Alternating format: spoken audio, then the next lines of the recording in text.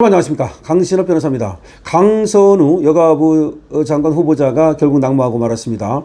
강선우의 낙마를 두고는 여러 가지 얘기가 나옵니다. 미리 지명을 철회했더라면 강선우가 그렇게 만신창이가 되지 않았을 것이다. 아니다. 차라리 말이죠. 임명을 해가지고 장관을 임명해가지고 더 많은 강선우의 만행이 그야말로 더 드러났어야 된다. 그러면 어차피 장관이 됐다 하더라도 며칠 못 갔을 거다. 조국이가 말이죠. 법무부 장관을 지명했을 때부터 조국의 여러 가지 비행과 그리고 범행이 나타나기 시작했죠. 그럼에도 불구하고 문재인이가 계속 고집을 부리다가 조국이를 결국은 법무장관으로 임명을 했습니다.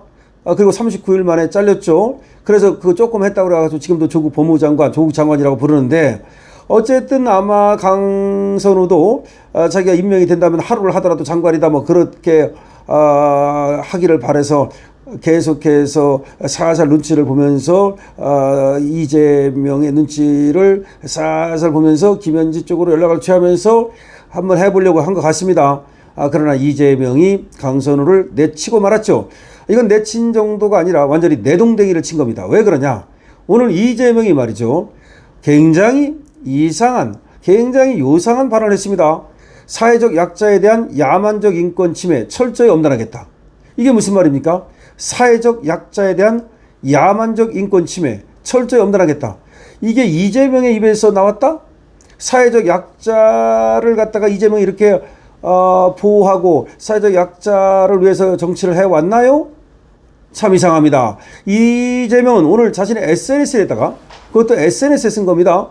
스리랑카 외국인 노동자를 지게차에 묶고 괴롭히는 영상을 공유하며 영상을 보고 눈을 의심했다. 요거는 뭐 이제 조금 다른 거긴 한데 어떤 자가 또 스리랑카에서 온 외국인 노동자를 갖다가 좀 또 괴롭혔는가 봐요. 지게차에 묶어서 괴롭히는 놈은 또 어떤 놈입니까? 그런데 이 영상을 공유하면서 영상을 보고 눈을 의심했다. 그러면서 요걸 갖다 놓고서 약자를 괴롭히는 놈을 엄란하겠다 이렇게 얘기한 거예요. 그러면서 세계적 문화 강국이자 민주주의 모범 국가에서 벌어진 일이라고는 도저히 믿을 수 없다. 소수자 약자에 대한 용납할 수 없는 폭력이자 명백한 인권 유린이다. 그렇죠. 지게차에 묶고 한 놈은 이건 용서할 수 없습니다. 그런데 그렇다 하더라도 요 시점에 딱 이걸 올려놓고 나서 이런 얘기를 했다는 것이 이게 말이죠. 강선우의 갑질, 보좌관에 대해서 얼마나 갑질을 했으며 또 학원 또 그 학원가 그러니까 대학가에서 뭐 강의를 할 때도 또 얼마나 갑질을 했는지 학생들한테 전혀 말이죠. 갑자기 그냥 무단결강하고 등등등등 뭐 말을 못합니다. 그러니까 이 갑질도 염두에 두는 것이라고 봐야 되거든요. 힘없고 공고한 처지에 있는 이들을 대하는 태도가 사회 품격을 보여주는 법이다. 당연한 거죠. 그런데 강선우한테는 왜 그렇게 관대했었습니까? 신분이 불안정하다는 점을 악용해서 인권 침해와 노동 착취가 벌어지지 않도록 고용노동부 등 관계부처에서 적극 대응하겠다. 그런데 하나 묻고 싶습니다. 이재명은 말이죠. 이렇게 외국인 노동자는 눈에 들어오고 외국인 노동자를 괴롭히는 그거는 이렇게 아프면서 어떻게 강선우한테 그렇도록 그렇게 고초를 겪은 보좌관들의 아픔은 느껴지지 않습니까? 자, 오늘 이재명이 얘기한 거는요. 스리랑카 노동자가 들어와서 일을 하고 있는데 우리 그 누군가가 지게차에 묶고서 뭐 괴롭히는 그런 어떤 일종의 영상이 올라왔다는 겁니다. 이거를 이재명이가 자기 SNS에 올렸다는 거예요. 이걸 올리고 나서 약자를 괴롭히는 놈들 가만두지 않겠다라고 말을 했다는 겁니다. 좋습니다. 그건 좋아요. 그러니까 외국인이 됐든 내국인이 됐든 이렇게 괴롭히면 안 되는 거죠. 그건 아닙니다. 그런데 외국인은 그렇게 눈에 확 들어오면서 이게 내국인이라 하더라도 이재명이 저렇게 말했을까요? 아니 강선우한테 짓밟힌 보좌관은 눈에 보이지 않습니까? 강선우 때문에 그 취직도 못하고 강선우가 취직을 방해했다는 얘기 못 들었습니까? 강선우한테 잘렸어요. 그래가지고 강선우한테 잘려가지고 다른 데 취직하려고 하니까 그걸 전화 걸어가지고 걔 쓰면 안 된다. 걔 쓰지 말아라. 이렇게 갑질을 하면서 취직도 못하게 하고 그럼 그 사람 어떻게 생계를 이어갑니까? 그건 보이지 않습니까? 어쨌든 간에 이제 이재명이가 강선우를 손절했습니다. 그리고 나서 손절하자마자 바로 이런 얘기가 나온 거. 이 시점이 타이밍이 묘합니다. 그러니까 아마 이재명이가 강선우를 갖다가 자르지 않았다면 이런 얘기를 못했을 겁니다.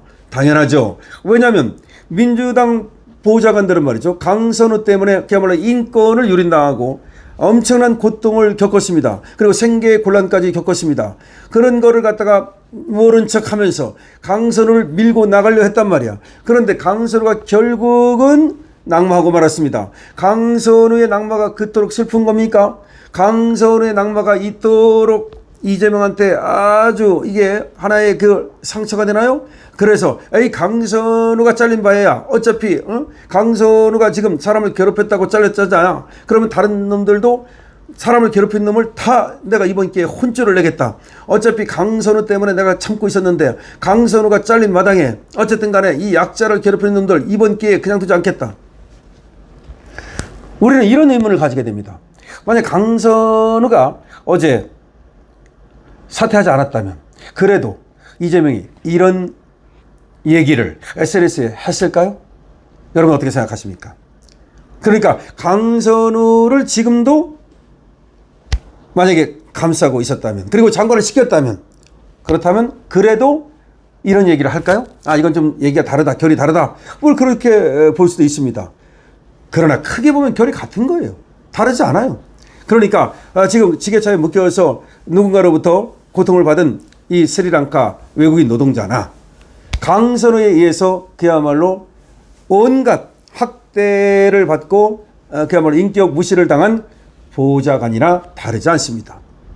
오히려 강선우가 더한 겁니다. 이거는. 왜냐? 저 지금 스리랑카 외국인 노동자를 괴롭힌 자도 잘못한 거죠. 물론 인간으로서 잘못한 거지만 강선우는 공인입니다. 더군다나 국회의원이에요. 그런데 국회의원이라는 공직을 이용해서 그 우월한 지위를 이용해서 그야말로 같이 일하는 파트너인 보좌관들을 갖다 짓밟았다? 또 강선우가 말이죠. 학생들을 가르치고 있습니다. 이 학생들을 가르친다는 것이 무엇인지 강선우는 전혀 이 사명감, 콜링이 없습니다. 아무나 가르치는 게 아니에요. 그런데 5주 동안 무단 결강을 하고 말이죠. 그거에 대해서 문제 삼은 또 학교 측에서 말이죠. 이제 강사를 해임해야 될 거 아닙니까? 겸임교수를. 그래가지고 서류를 좀 해달라 그러니까 네가 받으러 와라. 여의도로 받으러 와라. 이거보다 더한 약자에 대한 물론 여러분들은 이렇게 생각할지 모릅니다. 아, 보좌관이 뭐 이렇게 약자냐? 보좌관도 강자 아니냐? 아니죠. 약자라는 건 상대적인 것입니다. 상대적인 거예요. 자기가 국회의원이라고 해가지고서 말이죠. 어떤 병원에 가가지고도 나 국회의원이라면서 코로나 시국에 자기를 안 들여 보내준다고 난리를 떨었다는 거 아닙니까? 코로나 검사를 해야 되는데 그걸 갖다 그래 약식으로 하고 어쩔 수 없이 들여 보내줬다는 거 아닙니까? 가는 곳마다 갑질을 하고 가는 곳마다 상대적 약자를 괴롭힌 것입니다. 이거는 최악이죠. 그러면 이재명은 말이죠. 스리랑카 노동자만 들어오고 왜 강선우에게 고통받은 우리 약자들은 안 들어왔습니까? 묻고 싶습니다. 정말 이재명의 저런 어떤 것이 과연 가식인가? 저것이 마음에서 우러나오는 어떤 정말 마음의 소리인가? 묻고 싶습니다. 여러분들 어떻게 생각하십니까? 여러분들의 의견을 많이 달아주시기 바랍니다. 댓글 많이 기다리겠습니다. 뿐만 아니라 여러분들께서 댓글 달 시간이 없고 여력이 좀 미치지 못하면 222번을 주시기 바랍니다. 이거는 강신업TV에 대한 응원입니다. 그리고 우리 자유우파에 대한 우리가 보수의 심장방송 아닙니까? 보수의 심장방송에 대한 응원입니다. 보수의 심장방송 2번 이겨라. 우리는 보수의 심장방송입니다. 우리 보신방을 여러분 많이 응원해 주십시오. 우리 보신방에서는 가게를 열었습니다. 스토어를 열었습니다. 자, 이 보신방에도 여러분 많이 들어가셔서 물건 보시고 많이 구입해 주시기 바랍니다. 강신업TV입니다.